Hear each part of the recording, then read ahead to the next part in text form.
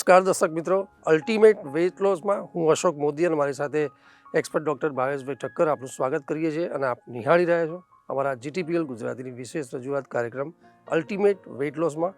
Doctor Bhaveshbhai આપનું સ્વાગત છે.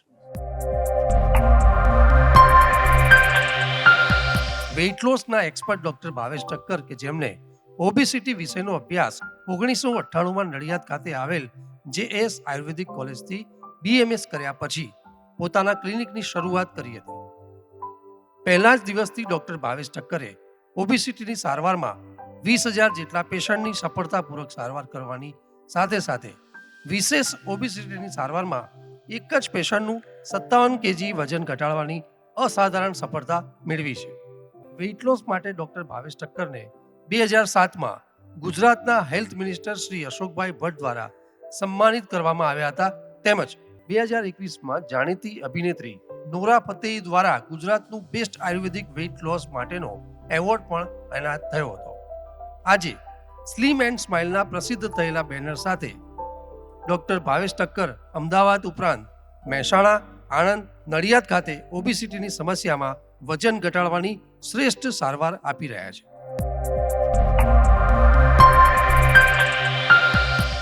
ભાવેશભાઈ, ગત 3-4 એપિસોડથી આપણે સવાલ જવાબનો જે સિલસિલો શરૂ કર્યો છે એમાં આપણી પાસે સેંકડોમાં સવાલો આવ્યા છે અને ઘણા બધા કોમન સવાલોમાંથી આપણે સવાલ લેવા પડે છે. ત્યારે જે આજનો આપણે જે સવાલ છે દર્શક મિત્રોના, તો આપણે એક ટૉપિક કરીએ કે વધારે વજન અને પેટની ચરબી એને લઈને આખો ટૉપિક થશે, કારણ કે સવાલો આપણી પાસે વધારે છે.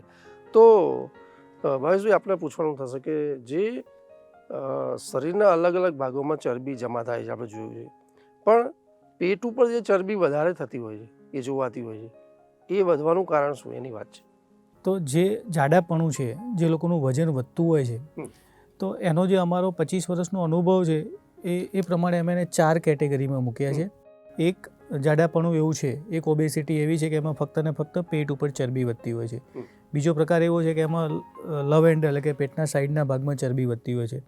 ત્રીજો પ્રકાર એવો છે કે એમાં ફક્ત ને ફક્ત થાઈસ અને હિપ્સના ભાગમાં જ ચરબી વધતી હોય છે, જે પર્ટિક્યુલર સ્ત્રીઓમાં વધારે જોવા મળે છે. અને ચોથો પ્રકાર એવો છે કે ઓવરઓલ બોડી આખું વજન વધતું હોય છે. તો આ જે 4 પ્રકારની ફેટ બોડીમાં જમા થાય છે એ દરેકના કારણો અલગ અલગ છે, દરેકની ટ્રીટમેન્ટ પણ અલગ અલગ છે. તો આજના એપિસોડમાં આપણે પેટ ઉપરની ચરબી કેમ વધે છે અને એના કારણો શું છે એ જોઈએ. તો જે પેટ ઉપર ચરબી વધે છે એનું મેઇન કારણ બોડીમાં એડ્રિનલ ગ્લેન્ડ જ્યારે વીક પડે ત્યારે આપણું વજન પેટ ઉપરની ચરબી વધતી હોય છે. આપણા કિડનીના ઉપરના ભાગમાં 2 નાની બંને બાજુમાં એક એડ્રિનલ ગ્લેન્ડ આવેલી હોય છે, જે આપણા બોડીના સ્ટ્રેસને કાઉન્ટર કરે છે. એ કોઈ પણ જાતનો સ્ટ્રેસ હોય, ફિઝિકલ સ્ટ્રેસ હોય, ઇમોશનલ સ્ટ્રેસ હોય કે મેન્ટલ સ્ટ્રેસ હોય, એને કાઉન્ટર કરવાનું કામ એડ્રિનલ ગ્લેન્ડ કરે છે. હવે કોઈ પણ કારણોસર જ્યારે એડ્રિનલ ગ્લેન્ડનું કામ વીક પડે ત્યારે ને ત્યારે જ ફક્ત આપણા પેટ ઉપરની ચરબી વધતી હોય છે. ભાવેશભાઈ, તમે એડ્રિનલ ગ્લેન્ડની વાત કરી તો આઈ થિંક મને હું કદાચ વધારે એમાં સમજવા માગીશ અને દર્શક મિત્રો પણ સમજવા માગશે કે જે લીવર ઉપર તમે જે વાત કરી કે જે 2 ઢાંકણા ટાઈપના જે લીવર ઉપર આવે, કિડની ઉપર 2 કિડની ઉપર જે ઢાંકણા ટાઈપના આવે છે એની તમે કદાચ વાત કરો છો. એટલે તો એ વીક ક્યારે પડે, કેવી રીતે પડે અને એનું કામ શું હોય છે એ થોડું ડેફમાં વાત કરી દો. તો જે એડ્રિનલ ગ્લેન્ડ છે કિડનીના ઉપરના બંને ભાગમાં આવેલું છે, તમે કહ્યું એ પ્રમાણે ટોપી જેવું દેખાતું હોય છે, રાઈટ. તો એ આપણા બોડીના પહેલાં તો એ સ્ટ્રેસને કાઉન્ટર કરે છે. બીજું, આપણી ઇમ્યુન સિસ્ટમ એડ્રિનલ ગ્લેન્ડના કારણે જ મેન્ટેન થાય છે. આપણે જે સવારે જાગીએ છીએ, રાત્રે સૂઈ જઈએ છીએ, મતલબ ઊંઘવાની જે જાગવાની સાયકલ છે એ પણ એડ્રિનલ ગ્લેન્ડ છે એ એને મેન્ટેન કરતી હોય છે. આપણા બોડીની અંદર જે સોડિયમ અને પોટેશિયમ અને પાણીનું પ્રમાણ જે બેલેન્સ રહેવું જોઈએ એ પણ એડ્રિનલ ગ્લેન્ડના કારણે થાય છે. બીજું, એડ્રિનલ ગ્લેન્ડ આપણી ઇમ્યુન સિસ્ટમને પણ મેન્ટેન રાખે છે. અને સ્ત્રીઓમાં જ્યારે એમનો મેનોપોઝ આવે, માસિક બંધ થઈ જાય, ત્યારે ઓવરીના બેકઅપ ઓર્ગન તરીકે પણ એડ્રિનલ ગ્લેન્ડ કામ કરે છે. આમ એડ્રિનલ ગ્લેન્ડ આપણા શરીરના ઘણા બધા ઉપયોગી કામ માટે અને બોડીને ક્વિક એનર્જી આપવા માટે પણ જરૂરી છે એમ. બિલકુલ. તો એડ્રિનલ ગ્લેન્ડ જ્યારે વીક પડે ત્યારે આપણું વજન વધતું હોય છે. તો એડ્રિનલ ગ્લેન્ડ વીક ક્યારે પડે? તો જ્યારે લાંબા સમય સુધી આપણા બોડીમાં સ્ટ્રેસ રહ્યા કરતો હોય, એ ફિઝિકલ સ્ટ્રેસ હોય, મેન્ટલ સ્ટ્રેસ હોય કે ઇમોશનલ સ્ટ્રેસ હોય, જ્યારે લાંબા સમય સુધી સ્ટ્રેસ રહે ત્યારે પણ એડ્રિનલ ગ્લેન્ડ વીક પડે છે. બીજું, જ્યારે તમે લાંબા સમય સુધી તમારી ઊંઘ પ્રોપર થતી નથી, તમે લાંબા સમય સુધી બહુ જ એક્સરસાઇઝ કરો છો અને બોડીને આરામ આપતા નથી, લાંબા સમય સુધી તમે ભૂખ્યા રહો છો, લાંબા સમય સુધી વિટામિન સી માટેની જે એલોપેથી દવા લેવામાં આવે છે, જે સિન્થેટિક વિટામિન સી લાંબા સમય સુધી લેવામાં આવે તો પણ આપણી એડ્રિનલ ગ્લેન્ડ વીક પડે છે. જ્યારે લાંબા સમય સુધી સ્ટીરોઇડ લેવામાં આવે તો પણ આપણી એડ્રિનલ ગ્લેન્ડ વીક પડતી હોય છે. હોર્મોન્સ આગળ પાછળ કરવાની જે દવાઓ લેવામાં આવે છે એના કારણે પણ એડ્રિનલ ગ્લેન્ડ વીક પડતી હોય છે. જ્યારે તમે જોબ કરતા હો અને જોબની અંદર તમારે કોઈ તમારા બોસનો કોઈ સ્ટ્રેસ રહેતો હોય, ફાઇનાન્શિયલ સ્ટ્રેસ રહેતો હોય, કોઈ તમને મેરેજનો સ્ટ્રેસ હોય કે કોઈ પણ જાતનો સ્ટ્રેસ જ્યારે લાંબા સમય રહે તો પણ આપણી એડ્રિનલ ગ્લેન્ડ વીક પડે છે. અને એડ્રિનલ ગ્લેન્ડ વીક પડે ત્યારે આપણું ફેટ મેટાબોલિઝમ સ્લો પડે છે અને આપણું વજન વધી શકે છે. બિલકુલ. હવે જે પેટની ચરબી વધવાની બાબત છે અથવા તો વજન વધવાની બાબત છે, એમાં સ્ટ્રેસની વાત અને સ્ટ્રેસને લઈને ઘણા બધા દર્શક મિત્રોના સવાલ છે. તો સ્ટ્રેસથી કેવી રીતે વજન વધે અને પેટની ચરબી જે વધવાની વાત છે એ કેવી રીતે કન્સર્ન છે? ઓકે, તો પહેલું તો આપણે એડ્રિનલ ગ્લેન્ડ કઈ રીતે કામ કરે છે એ સમજી લઈએ તો જ આપણું સ્ટ્રેસથી વજન કઈ રીતે વધે છે એ આપણને ખ્યાલ આવશે. બિલકુલ. હવે અત્યારે આપણે અશોકભાઈ બંને અહીંયા બેઠા છીએ, અચાનક જ ધરતીકંપ આવશે તો શું થશે? અચાનક જ ધરતીકંપ આવે એટલે આપણા પાસે બે પરિસ્થિતિ રહે કે આપણે અહીંયાથી કાં આપણે બચાવવાનો પ્રયત્ન કરીએ અથવા આ પરિસ્થિતિમાંથી તરત ભાગી જઈએ. હવે ધારો કે અત્યારે બેઠા છીએ અને અચાનક સિંહ આવે તો આપણી પાસે બે જ રસ્તા હોય, કાં અથવા અહીંયાથી આપણે ભાગી જઈએ અથવા સિંહનો સામનો કરીએ. બિલકુલ. તો જ્યારે આવી અચાનક કોઈ પરિસ્થિતિ આવે છે ત્યારે આપણા બોડી માટેનો જે રિસ્પોન્ડ આવવો જોઈએ એ એડ્રિનલ ગ્લેન્ડના કારણે આવે છે. જ્યારે આવો કોઈ પણ સ્ટ્રેસ આવે ત્યારે આપણા ધબકારા વધી જતા હોય છે. તો ધબકારા વધે એટલે શું થાય કે બોડીમાં તરત જ બ્લડ સર્ક્યુલેશન ફાસ્ટ થાય, ઓક્સિજન પૂરેપૂરો પહોંચવા માંડે અને આપણને એનર્જી મળે. બીજું કે આવા સમયગાળા દરમિયાન આપણી આંખની જે કીકી હોય છે એ પહોળી થઈ જાય એટલે તમે કોઈ પણ પરિસ્થિતિને સ્પષ્ટ રીતે જોઈ શકો. બીજું કે આવા સમયગાળા દરમિયાન આપણા જે મસલ્સ છે, હાથ પગના સ્નાયુઓ છે, એની બાજુમાં બ્લડનો ફ્લો વધારે, એ એડ્રિનલ ગ્લેન્ડ કામ કરે છે, જેથી તમે કોઈ પણ નિર્ણય લઈ શકો, ભાગી શકો અથવા ફાઇટ કરી શકો. એને ફ્લાઇટ ઓર ફાઇટ કન્ડિશન કહેવામાં આવે છે. પરિસ્થિતિની સામે લડવું અથવા તો ભાગવું, આ બધું કામ એડ્રિનલ ગ્લેન્ડ કરે છે. બીજું કે આવા સમયગાળા દરમિયાન જે કોઈ પણ જાતનો સ્ટ્રેસ આવ્યો ત્યારે જે નોન એસેન્શિયલ ફંક્શન છે એને એડ્રિનલ ગ્લેન્ડ ડાઉન કરી દે છે. કે ધારો કે પાચન ચાલતું હોય, ખોરાકનું પાચન, તો એને સ્ટોપ કરી દે છે કે તો પછી પણ થવાનું છે, અત્યારે તો આપણે પરિસ્થિતિની સામે લડવાનું છે અથવા ભાગવું છે. એટલે જે નોન એસેન્શિયલ ફંક્શન હોય છે, ધારો કે બોડી રિપેરિંગનું કામ છે, ડાયજેશન છે, એ બધાને ધીમું પાડી દે છે. ઇન શોર્ટ, કોઈ પણ જાતનો સ્ટ્રેસ આવે ત્યારે હાર્ટના ધબકારા વધી જાય, તમારી કીકી પહોળી થાય, બ્લડનું સર્ક્યુલેશન ફાસ્ટ થાય, બોડીની અંદર ગ્લુકોઝનું પ્રમાણ તરત જ વધે એટલે આપણને એનર્જી પૂરેપૂરી મળી રહે, જે ડાયજેશન છે એ ધીમું પડી જાય, જે બોડી રિપેરિંગનું કામ છે એ ધીમું પડી જાય. તો આ બધું કામ એડ્રિનલ ગ્લેન્ડ કરે છે. હવે નોર્મલ પરિસ્થિતિ થઈ, સિંહ તમારી સામે આવ્યો, તમે એની સામે લડ્યા અથવા તમે ભાગી ગયા અથવા સિંહે તમને પૂરા કરી નાખે, ત્રણેય પરિસ્થિતિમાં પછી બધું નોર્મલ થઈ જાય. બિલકુલ બિલકુલ. તમે ભાગી ગયા તો પણ 10-15 મિનિટ પછી તમારું બોડી પૂર્વવત થઈ જાય, એટલે પૂર્વવત પાછો હાર્ટ રેટ નોર્મલ થઈ જાય, બ્લડ સર્ક્યુલેશન નોર્મલ થઈ જાય, ડાયજેશન પાછું પ્રોપર ચાલવા માંડે, બોડી રિપેરિંગ પ્રોપર ચાલવા માંડે, આ બધું નોર્મલ થાય. પણ આની આ પરિસ્થિતિ વારંવાર રહે તો એના કારણે શું થાય કે બોડીની અંદર તમારા હાર્ટબીટ કોન્સ્ટન્ટ વધારે જ રહે, બ્લડ સર્ક્યુલેશન વધતું જ રહે, તમારા બ્લડની અંદર ગ્લુકોઝનું પ્રમાણ વધારે ને વધારે રહે, તમારું ડાયજેશન એ ઇમ્પ્રૂવ થાય જ નહીં, તમારું બોડી રિપેરિંગનું કામ છે એ પણ ઇમ્પ્રૂવ ના થાય. તો આ બધી પરિસ્થિતિઓ જ્યારે કાયમી રહે છે ત્યારે આપણું વજન વધવા માંડે છે. તો એ 4 રીતે આપણું વજન વધારે એડ્રિનલ ગ્લેન્ડ. અગાઉ મેં સમજાવ્યું એ પ્રમાણે કે જ્યારે તમારા બોડીમાં સ્ટ્રેસફુલ સિચ્યુએશન આવે છે અને એ પ્રોપર હેન્ડલ નથી થતી તો તમારું મેટાબોલિઝમ, તમારું પાચન બંધ પડ્યું. હવે તમારું પાચન બંધ પડે છે એટલે તમારું વજન વધવાનું જ છે, તમારું મેટાબોલિઝમ સ્લો થઈ ગયેલું છે, કારણ કે બોડી એને સ્ટ્રેસ જ માને છે એમ.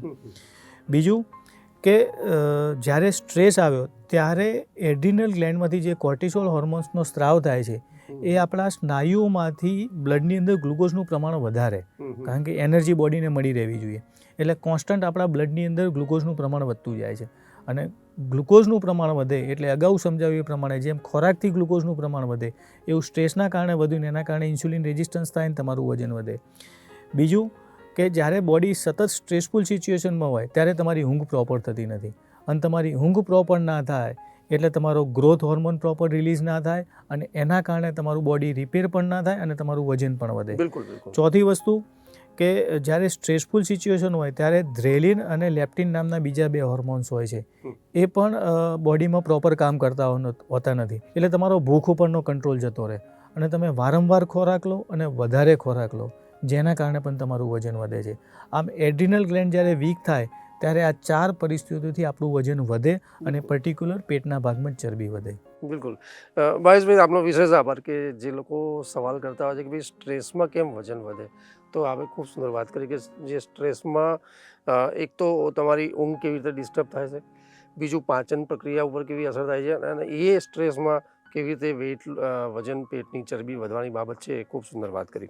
બીજા કેટલાક કોમન સવાલો દર્શક મિત્રોને છે, એમાંથી લઈએ છીએ આપણે કે વજન સ્ટ્રેસ ફંક્શન વીક પડવાથી વધ્યું છે, તો તે કેવી રીતે જાણી શકાય? તો તમારું વજન વધારે છે અને પર્ટિક્યુલર તમારા પેટ ઉપરની ચરબી વધારે છે, એક આની ઉપરથી આપણને ખબર પડે. બીજું, જ્યારે સ્ટ્રેસના કારણે વજન વધતું હોય છે તો એ લોકોના હાથ પગ એકદમ પતલા હોય છે, ફક્ત ને ફક્ત પેટનો ભાગ જ વધારે હોય છે, જેને આપણે સાદી ભાષામાં કહીએ કે હાથ પગ દોડીને પેટ ગાગરડી, એ રીતનો એક દેખાવ થતો હોય છે. બીજું, જે લોકોનું સ્ટ્રેસના કારણે વજન વધ્યું હોય છે એ લોકોની ઊંઘ પ્રોપર થતી નથી અને રાત્રે પર્ટિક્યુલર 2 થી 4ના સમયગાળા દરમિયાન એ લોકો જાગી જ જતા હોય છે અને 2 થી 4માં એમને ઊંઘ નથી આવતી હોતી. બીજું, એ લોકો જ્યારે ખૂબ થાકેલા હોય ત્યારે તો તેમને ઊંઘ આવે જ નહીં, એ દિવસે સૌથી વધુ ડિસ્ટર્બ હોય છે. જે લોકોનું સ્ટ્રેસના કારણે વજન વધ્યું હોય છે એમાં સાથે સાથે એ લોકોને આખો દિવસ થાક, કંટાળો, ચિંતા, બેચેની રહ્યા કરતી હોય છે. એ લોકોને રાત્રે પર્ટિક્યુલર કાફ મસલ્સમાં દુખાવો વધારે થતો હોય છે, નાની નાની બાબતમાં ગુસ્સો વધારે આવતો હોય છે, કોઈ પણ શરીરમાં નાના મોટા દુખાવા, કારણ કે બોડી રિપેર થતી જ હોતી નથી એટલે નાના મોટા દુખાવા રોજને રોજ રહ્યા જ કરતા હોય છે. જે લોકોનું સ્ટ્રેસના કારણે વજન વધે છે એ લોકોમાં કેલ્શિયમનું એબ્સોર્પ્શન પ્રોપર બોડીમાં થતું હોતું નથી, એટલે કેલ્શિયમ ડેફિશિયન્સીના બધા જ લક્ષણો એમનામાં જોવા મળે છે. બીજું કે એ લોકોને પગની એડીમાં પણ પર્ટિક્યુલર દુખાવો થતો હોય છે. આમ તમારું વજન વધારે હોય, પર્ટિક્યુલર પેટના ભાગમાં ચરબી વધારે છે અને આ બધા લક્ષણોમાંથી કોઈ પણ 3 કે વધારે લક્ષણો છે તો તમારું વજન સ્ટ્રેસના કારણે વધ્યું છે એમ આપણે માની શકાય. ભાવેશભાઈ, જ્યારે આ પરિસ્થિતિ બનતી હોય છે ત્યારે જ્યારે પેટની ચરબી વધી જાય તો આઈ થિંક સવાલ પણ છે, અને જે સૌથી વધારે જે ચેલેન્જિંગ બાબત હોય છે કે જે પેટની ચરબી ઓછી કરવી, એ આઈ થિંક મેં જોયું છે કે બહુ જ એટલે એક્સ્ટ્રીમલી બહુ જ સ્ટ્રેન્થવાળી વસ્તુ છે કે એમાં બહુ લોકોને તકલીફ પડે છે કે જીમમાં જઈને જો સિટઅપ મારે તો થાઈસ વધી જતી હોય છે, પણ એની એક ચેલેન્જિંગ બાબત. તો એ વખતે જે આહારની જે બાબત છે કે ભાઈ પેટની ચરબીમાં આહાર એવો કયો લેવાથી પેટની ચરબી ઓછી કરી શકાય? તો પહેલું તો પેટની ચરબી કેમ વધી છે કે તમારું સ્ટ્રેસ ફંક્શન વીક પડ્યું છે એટલે જ તમારી પેટની ચરબી વધી છે. હવે તમારે આ પેટની ચરબી જો ઓગાળવી હોય તો પેટની તમે કોઈ પણ એક્સરસાઇઝ કરશો ને તો વજન કદાચે ઘટશે પણ પેટની ચરબી નહીં ઘટે, કારણ કે બોડીમાં જે સ્ટ્રેસફુલ સિચ્યુએશન થઈ છે એ સ્ટ્રેસફુલ સિચ્યુએશન જ્યાં સુધી પ્રોપર નહીં થાય ત્યાં સુધી કોઈ પણ હિસાબે બોડી પેટ ઉપરની ફેટને છૂટી નહીં કરે. તો એના માટે તમારા બોડીની અંદર જ્યારે સ્ટ્રેસ કન્ટિન્યુ હોય ત્યારે બ્લડની અંદર એસિડનું પ્રમાણ અને બોડીમાં એસિડનું પ્રમાણ વધતું હોય છે. તો એના માટે બોડી આલ્કલાઇન થાય એ પ્રમાણેનો ખોરાક વધારે લેવો જોઈએ. તો એના માટે તમે તમારા ખોરાકની અંદર રોજ 1-2 કેળાનો ફરજિયાત ઉપયોગ કરો, રોજ તમારા રૂટીન ખોરાકમાં બીટનો ઉપયોગ વધારો, રોજ રાત્રે 10 થી 15 દાણા કાળી સૂકી દ્રાક્ષના પલાળી અને સવારમાં નરણા કોઠે ખાઈ જવાના. બીજું કે તમારે જે બી ખોરાક છે એને ધીમે ધીમે ચાવીને જમો, રાત્રે વહેલા જમી લો. રાત્રે જમવામાં બને ત્યાં સુધી તળેલી વસ્તુઓ અને ખાંડનો ઉપયોગ ના કરો. તમારા ખોરાકમાં જો તમે રૂટીન આટલો ફેરફાર કરો, આટલી વસ્તુ એડ કરો તો તમારું વજન અને પેટ ઉપરની ચરબી જલ્દી ઓગળશે. સાથે સૂતા પહેલાં પણ 1 ચમચી એસીવી એપલ સાઇડર વિનેગર પણ જો પાણીમાં મિક્સ કરીને લેવામાં આવે તો પણ આપણા બોડીમાં સ્ટ્રેસ ધીમે ધીમે કાઉન્ટર થતો હોય છે. બિલકુલ. અન્ય બધા કોમન સવાલો પણ એવા છે પેટની ચરબી લઈને કે ભાઈ પેટની ચરબી વધે તો કયો ખોરાક ના લેજો, એની તો તમે વાત કરી, પણ કઈ કસરત કરવી જોઈએ એની પણ વાત છે કે કયા પ્રકારના વ્યાયામ કરવા જોઈએ. તો પેટ ઉપરની ચરબી ઓછી કરવા માટેની બેસ્ટ એક્સરસાઇઝ એ છે કે પેટની કોઈ એક્સરસાઇઝ ના કરવી. પેટની એક્સરસાઇઝ કરવાથી ક્યારેય પેટ ઘટશે જ નહીં. પેટ ઉપરની ચરબી તમારે ઓછી કરવી હોય તો સ્ટ્રેસ ફંક્શન પ્રોપર થાય એ પ્રમાણેની કોઈ પણ એક્સરસાઇઝ કરવી જોઈએ. તો એવી એક્સરસાઇઝ જે આપણા બોડીમાં સ્ટ્રેસ વધારે નહીં એવી તમારે એક્સરસાઇઝ કરવી જોઈએ. તો એમાં જે બધી કાર્ડિયો એક્સરસાઇઝ છે એ બધો આપણા બોડીમાં સ્ટ્રેસ વધારે છે. કાર્ડિયો એક્સરસાઇઝ એટલે સતત આપણે જે રનિંગ કરીએ છીએ, ટ્રેડમિલ કરીએ છીએ, દોડીએ છીએ, એ બધી જ કાર્ડિયો એક્સરસાઇઝ કહેવાય. અને આ કાર્ડિયો એક્સરસાઇઝથી ક્યારેય તમારું પેટ નહીં ઉતરે અને પેટ ઉપરની ચરબી નહીં ઓગળે. ઉપરથી એ પ્રોબ્લેમ વધશે. જો તમારી પેટ ઉપરની ચરબી વધારે છે તો તમારે સૂર્ય નમસ્કાર કરવા જોઈએ, બોડીને સ્ટ્રેચિંગ એક્સરસાઇઝ કરવી જોઈએ. બીજું કે આ સમયગાળા દરમિયાન તમે ચંદ્ર નાડી પ્રાણાયામ દિવસમાં 20 થી 30 મિનિટ કરો તો પણ બોડીમાં સ્ટ્રેસ ધીમે ધીમે કાઉન્ટર થતો હોય છે. ચંદ્ર નાડી પ્રાણાયામ કેવી રીતે કરવો એ દરેક વ્યક્તિ યુટ્યુબમાં ઇઝીલી સર્ચ કરી શકે છે. અને સાથે ભ્રામરી પ્રાણાયામ, ઓમકાર પ્રાણાયામ અને કોઈ પણ યોગા તમે કરી શકો છો. હાર્ડ એક્સરસાઇઝ કોઈ પણ નથી કરવાની. બિલકુલ. અન્ય સવાલો તો ઘણા બધા છે પણ તમે સારી રીતે ફેર કરી લીધા છે.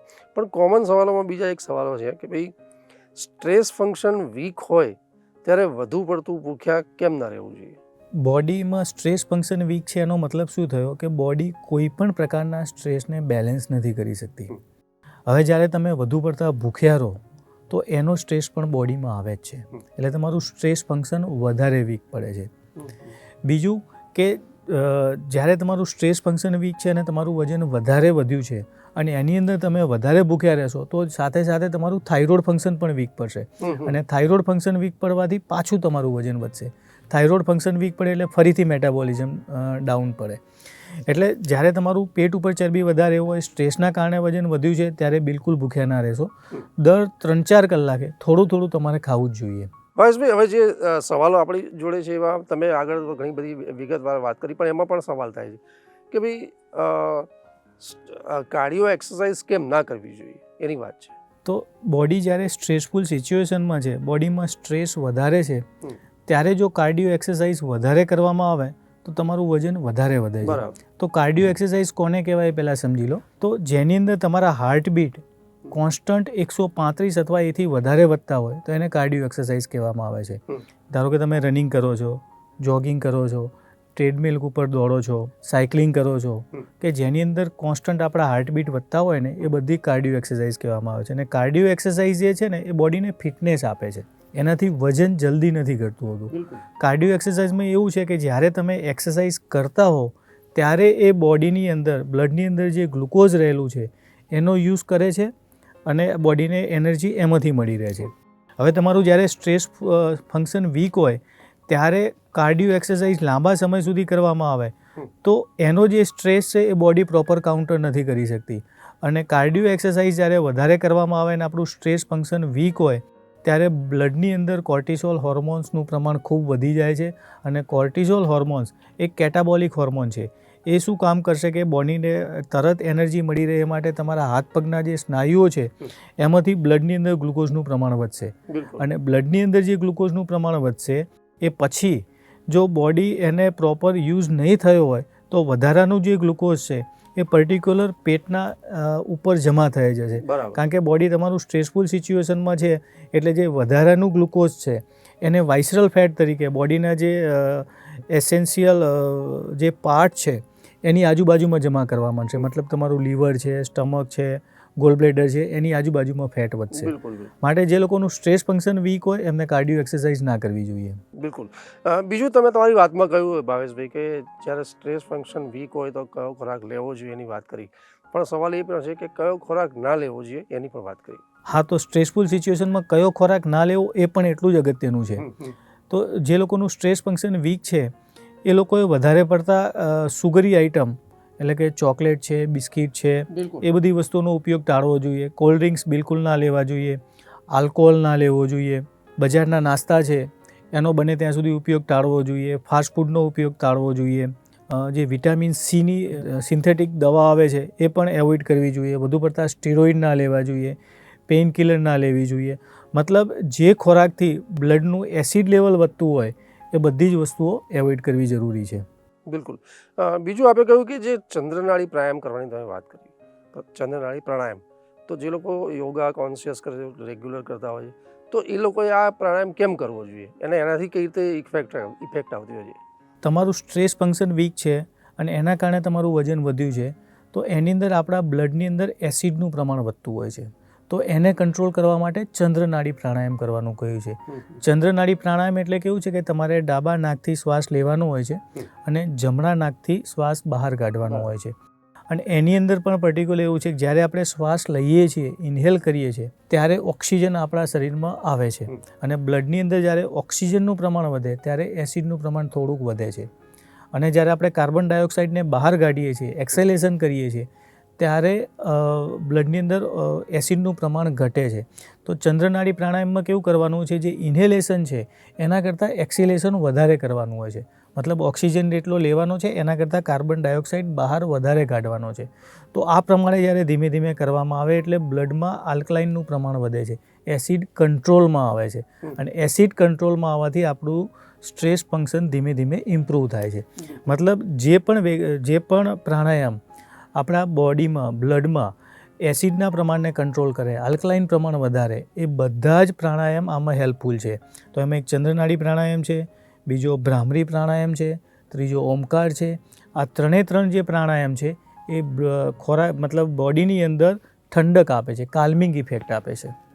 ભાવેશભાઈ, આપણે ઘણી બધી ચર્ચા કરી કે જે સ્ટ્રેસ ફંક્શન વીક હોય તો એમાં આહારમાં, વ્યાયામમાં જે બધી બાબતો છે એ તમે ખૂબ સુંદર વાત કરી, પણ સ્ટ્રેસ ફંક્શન જે હજી બેલેન્સ કરવાની એક બાબત હોય તો બીજી કઈ બાબતો હજી કરવી જોઈએ આપના હિસાબે? તો આપણા બોડીમાં જ્યારે હેપી હોર્મોન્સ વધે, આપણા બોડીમાં જ્યારે હેપીનેસ આપણને વધારે લાગે, એવી સિચ્યુએશન કોન્સ્ટન્ટ રહે તો આપણું સ્ટ્રેસ ફંક્શન ધીમે ધીમે બેલેન્સ થતું હોય છે. તો 4 પ્રકારના હેપી હોર્મોન્સ છે. એ હોર્મોન્સ જો તમે ધીમે ધીમે બોડીમાં વધારો, એ વધે એવા પ્રમાણે તમે પ્રયત્ન કરો તો સ્ટ્રેસ ફંક્શન જલ્દી બેલેન્સ થતું હોય છે. તો એમાં હેપી હોર્મોન્સમાંથી પહેલો હોર્મોન્સ છે ડોપામાઇન. તો ડોપામાઇનમાં એવું છે કે જ્યારે તમે તમારું મનગમતું મ્યુઝિક સાંભળો છો ત્યારે એનું પ્રમાણ વધતું હોય છે. બીજું છે સેરોટિનિન. તો સેરોટિનિન કેવું છે કે જ્યારે તમે સૂર્ય નમસ્કાર કરો અથવા ખુલ્લા વાતાવરણમાં લાંબા સમય સુધી ફરો છો ત્યારે તમારું સેરોટિનિનનું પ્રમાણ વધતું હોય છે. ત્રીજો છે ઓક્સિટોસિન. એ પણ એક હેપી હોર્મોન્સ છે. તો જ્યારે કોઈ વ્યક્તિ ઉપર તમને વિશેષ લાગણી હોય, એની ઉપર પ્રેમ હોય, એ તમારો બોયફ્રેન્ડ હોય, ગર્લફ્રેન્ડ હોય, તમારી મધર હોય, તમારા ફાધર હોય, તમારા બાળકો હોય, એમની સાથે જ્યારે તમે લાંબા સમય સુધી સંવાદ કરો, એમની સાથે તમે રહો તો બોડીમાં ઓક્સિટોસિન હોર્મોન્સ વધતો હોય છે અને ઓક્સિટોસિન પણ એક પ્રકારનો હેપી હોર્મોન્સ છે. અને ચોથો હોર્મોન્સ આવા પ્રકારનો છે એન્ડોફ્રિન્સ.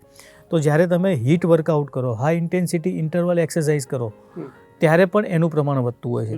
મતલબ આ 4 પ્રકારના હોર્મોન્સ વધે એ પ્રમાણેની તમે એક્ટિવિટી ધીમે ધીમે વધારો તો પણ આપણું સ્ટ્રેસ ફંક્શન ધીમે ધીમે બેલેન્સ થતું હોય છે. ભાવેશભાઈ, તમે તમારી વાતમાં કીધું કે હીટ વર્કઆઉટ કરવું જોઈએ, તો હીટ વર્કઆઉટમાં શું કઈ બાબતો કન્સર્ન કરતી હોય? જે લોકોનું સ્ટ્રેસ ફંક્શન વીક હોય એ લોકોએ એક્સરસાઇઝમાં હીટ વર્કઆઉટને વધારે ધ્યાન આપવું જોઈએ. તો હીટ વર્કઆઉટ એટલે શું? તો HIIT, high intensity interval training. મતલબ તમે કોઈ પણ એવી એક્સરસાઇઝ કરો કે જેની અંદર એની ઇન્ટેન્સિટી વધારે હોય અને સાથે સાથે તમને વચ્ચે વચ્ચે ઇન્ટરવેલ મળે. તો ઇન્ટરવલ મળે એટલે શું થાય કે બોડીમાં સ્ટ્રેસ ફંક્શન વધારે પડતું ડિસ્ટર્બ ના થાય. તો આનું એક સરસ તમને ઉદાહરણ આપું, જે એક્સરસાઇઝ સાયકલ હોય છે એ એક્સરસાઇઝ સાયકલનો તમે હીટ વર્કઆઉટ તરીકે ઉપયોગ કરી શકો. તો એમાં કેવું કરવાનું છે કે તમારે સાયકલ ઉપર બેસવાનું હોય છે, એનો જે ટાઈટ કરવાનો મોડ હોય છે એકદમ લૂઝ રાખવાનો, પછી 10 થી 15 સેકન્ડ તમે ધીમે ધીમે નોર્મલ તમારે સાયકલ ફેરવવાની, એના પેન્ડલ મારવાનો હોય છે. 15-20 સેકન્ડ પછી 1 થી 1.5 મિનિટ માટે મેક્સિમમ સ્પીડે સાયકલ ચલાવવાની, તમે જેટલી ટોલરેટ કરી શકો એટલી. મતલબ તમારા ધબકારા વધે ત્યાં સુધી 1 થી 1.5 મિનિટ એક્સરસાઇઝ કરવાની. પછી 1 થી 1.5 મિનિટ એક્સરસાઇઝ કર્યા પછી જ્યાં સુધી તમારા ધબકારા નોર્મલ ના થાય ત્યાં સુધી બિલકુલ બેસી રહેવાનું, કોઈ જ એક્સરસાઇઝ નહીં કરવાની. બોડી નોર્મલ થઈ ગયું, ફરીથી પાછું 10-15 સેકન્ડ ધીમે ધીમે એક્સરસાઇઝ, ધીમે ધીમે પેન્ડલ મારવાના, પછી 1 થી 1.5 મિનિટ મેક્સિમમ સ્પીડ. મતલબ હાઈ ઇન્ટેન્સિટી એક્સરસાઇઝ કરવાની, વચ્ચે વચ્ચે ઇન્ટરવલ આપવાનો. આ રીતે જો તમે કોઈ પણ એક્સરસાઇઝ કરશો કે તમે વચ્ચે હાઈ ઇન્ટેન્સિટી લેવાની, પછી બોડીને નોર્મલ મોડ ઉપર લઈ લેવાનું, ફરીથી એક્સરસાઇઝ કરવાની, અને હીટ વર્કઆઉટ કહેવામાં આવે. તો જે લોકોનું સ્ટ્રેસ ફંક્શન વીક છે એ આ રીતે હીટ વર્કઆઉટ કરશે તો એમનું વજન પણ જલ્દી ઘટશે અને પેટ ઉપરની ચરબી પર્ટિક્યુલર આનાથી વધારે ઘટશે. બિલકુલ. ભાવેશભાઈ, આપનો ખૂબ ખૂબ આભાર, ધન્યવાદ કે આજનો જે એપિસોડ હતો એમાં જે ટોપિક હતો અને ક્યાંક ના ક્યાંક આપણા જે સવાલો હતા કે વધુ વજન અને પેટની ચરબી, તો એમાં ખરેખર આજનો એપિસોડ આપનો વિશેષ હતો. ખૂબ સારા માર્ગદર્શન કર્યા કે જે લોકો ચરબી જ્યારે વધે છે પેટની ત્યારે જીમમાં જઈને એક્સરસાઇઝ કરે છે અથવા તો બીજી બાબતો ઉપર ધ્યાન આપતા હોય છે, પણ જે મુખ્ય બાબત છે કે જે એન્ડ્રિનલ ગ્લેન્ડની વાત કરી તમે, સ્ટ્રેસ ફંક્શનની વાત કરી કે એ કેટલું બેલેન્સ કરવું જરૂરી છે જ્યારે પેટની ચરબી વધતી હોય છે અને વેઇટ ગેઇન થતું હોય છે. તો આઈ થિંક આજે જે એની સાથે જે સંકળાયેલા સવાલો હતા એમાં તમે ખૂબ સારા ફેરલી અને ખૂબ જ એક કારગત પરિણામો જે મળી શકે એની એવી ચર્ચા હતી.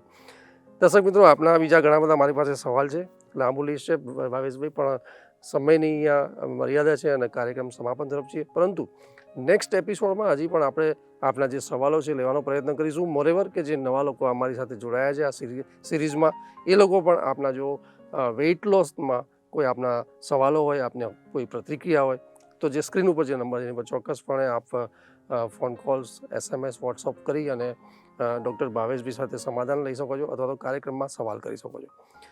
ફરી મળીશું આવતા એપિસોડમાં. ત્યાં સુધી રજા આપશો. નમસ્કાર.